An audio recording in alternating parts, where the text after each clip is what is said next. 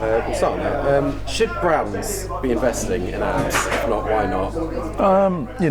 I feel that they should, but not in a singular way. It needs to be part of a connected digital process, and I think they also need to see apps as living, breathing things rather than static campaign extensions. So I think people confuse the technology with the content. The content in apps is poor at the moment, but the actual functionality of what an app can bring to a customer experience is great. So they just need to use them smarter.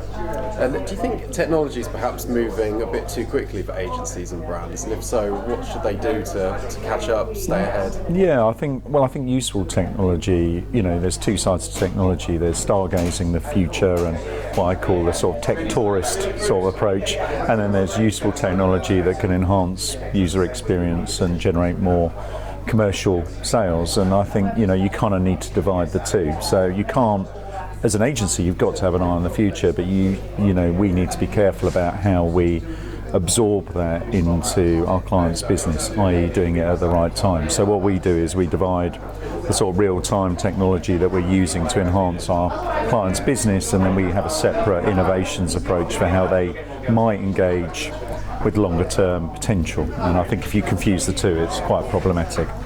Yeah. Speaking creatively then, I mean, what are the challenges in a mobile world, but what are the creative hurdles at the same time? I guess the challenges are it's the most personal space you can ever communicate. It's the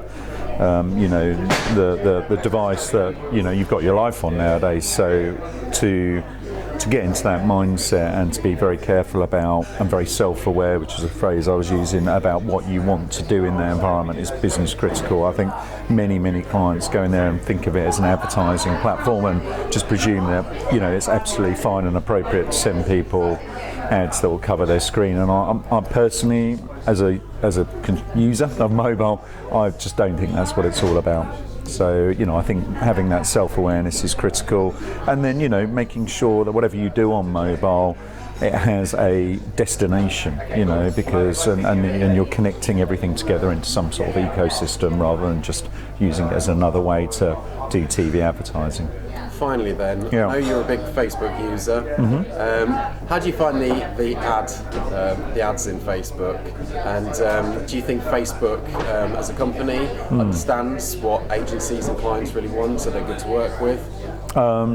So on a personal level, I'm a pretty heavy Facebook user. I'm not.